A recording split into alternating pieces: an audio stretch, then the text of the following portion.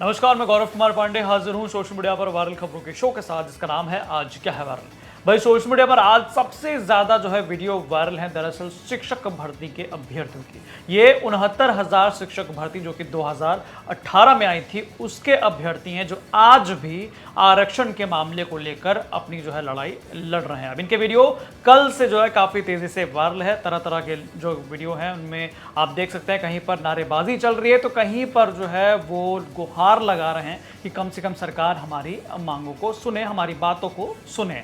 लेकिन इस बीच जो है समाजवादी पार्टी के तमाम जितने विधायक हैं उन्होंने इन वीडियोस को पोस्ट करना शुरू कर दिया।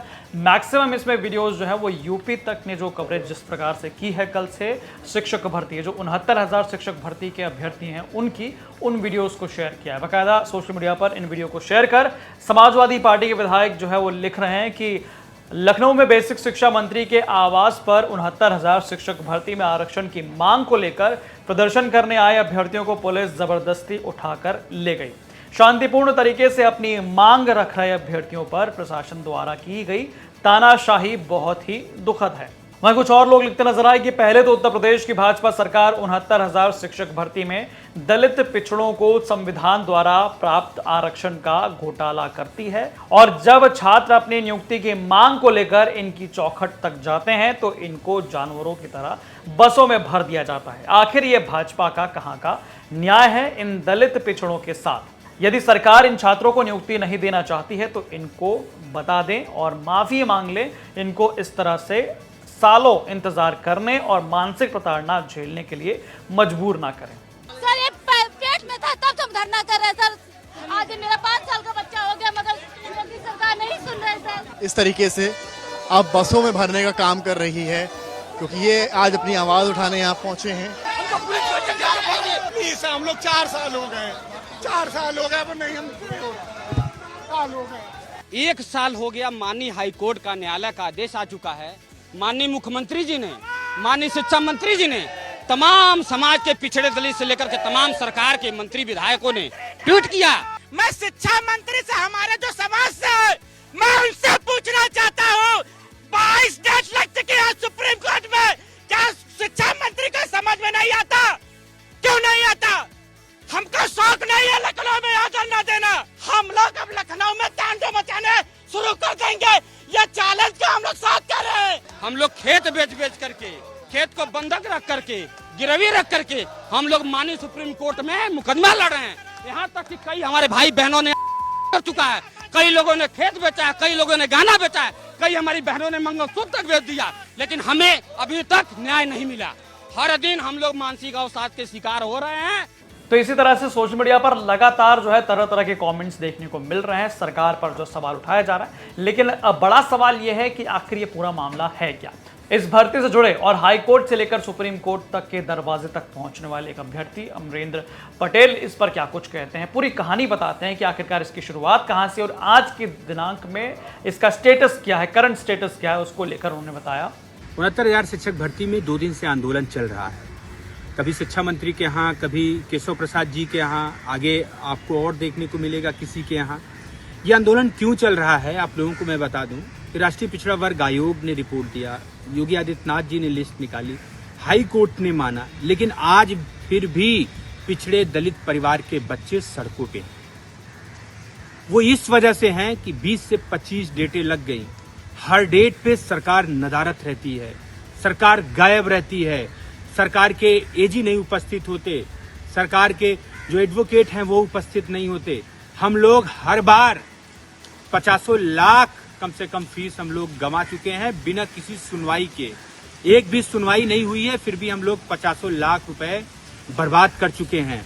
सरकार के लोग कहते हैं कि हम पिछड़े दलितों के हितैषी हैं। शिक्षा मंत्री पिछड़े दलित परिवार से आते हैं, शिक्षा मंत्री जी कभी कोई एफर्ट नहीं करते हैं। वो अपने अधिकारियों को नहीं टाइट करते कि हर सुनवाई पे हमारा एडवोकेट खड़ा हो। हम लोग सिर्फ और सिर्फ इस बात के लिए आंदोलन कर रहे हैं, हमारे साथी इस बात के लिए आंदोलन कर रहे हैं कि सरकार खड़ी हो, सरकार पैरवी करे, सरकार इस चुनाव से पहले अपने आप को पिछड़ा दलित विरोधी होने से बचा ले। मैं तो सरकार का शुभ चिंतक हूं कि भैया हम विरोध कर रहे हैं, हमें नौकरी देकर के खत्म करो, लेकिन वही मनुवादी विचारधारा की सरकार पिछड़े दलितों की विरोधी सरकार ये नहीं चाहती कि पिछड़े दलित परिवार के बच्चे नौकरी पा जाएं, इनका जीवन अच्छा हो जाए, ये इनका उज्जवल भविष्य हो जाए। तो मैं फिर कह रहा हूं, खुलेआम चैलेंज करके कह रहा हूं कि 69,000 शिक्षक भर्ती में न्याय नहीं होगा तो पिछड़े दलित आपको वोट नहीं देंगे। अब आपको ये समझना पड़ेगा कि गद्दी पे बैठे लोग वोट नहीं दिला देते। अनुप्रिया पटेल पटेलों का वोट नहीं दिला देंगी, संदीप लोधी लोधियों का वोट नहीं दिला देंगे, केशव मौर्य मौर्याओं का वोट नहीं दिला देंगे, ओम प्रकाश राजभर का वोट नहीं दिला देंगे। भैया ये आम जनमानस जान गया है कि हमारे परिवार के बच्चे पीटे गए, लतियाए गए, उपेक्षित किए गए और आज भी सड़कों पे मरने के लिए छोड़ दिया गया है। मैं तो आपकी हित की बात कर रहा हूँ, सरकार के हित की बात कर रहा हूँ कि मैं विरोधी हूँ, हम आंदोलन कर रहे हैं, हमें हमारे मुंह पे नौकरी मार करके हमारे हिस्से की, मैं ये नहीं कह रहा हूँ कि मुझे फ्री में नौकरी दे दीजिए, हमारे हिस्से की नौकरी हमको दे करके इस लखनऊ की अघोषित जेल से हमें छुटकारा दिलाइए। धन्यवाद। जय हिंद, जय भारत, जय संविधान। तो सुना आपने, ये मामला अब जो है सुप्रीम कोर्ट तक पहुंच चुका है। सुप्रीम कोर्ट में अब अभ्यर्थियों का आरोप है कि जो सरकार है, सरकार की तरफ से जो वकील है वहां पर अपना जवाब नहीं दे रहे हैं, जिसकी वजह से तारीख पर तारीख लग रही है। इन आरोपों के साथ जो है अभ्यर्थी कल जो है बेसिक शिक्षा मंत्री संदीप सिंह के आवास पर वो पहुंचे थे, वहां उन्होंने घेराव किया था।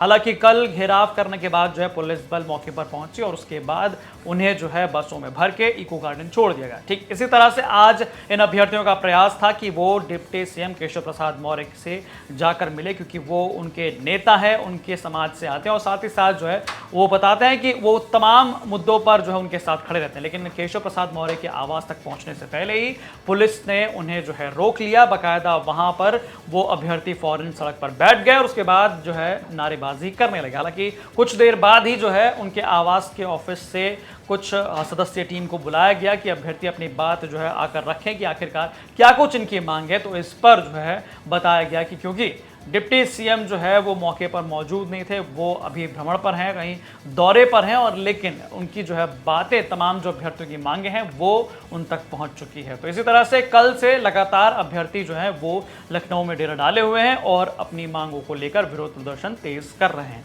इनका वीडियो लगातार सोशल मीडिया पर तेजी से वायरल है। इसी के साथ खत्म होता है आज के वायरल खबरों का हिसाब किताब। बाकी तमाम खबरों के लिए आप देखते रहें यूपी तक। धन्यवाद।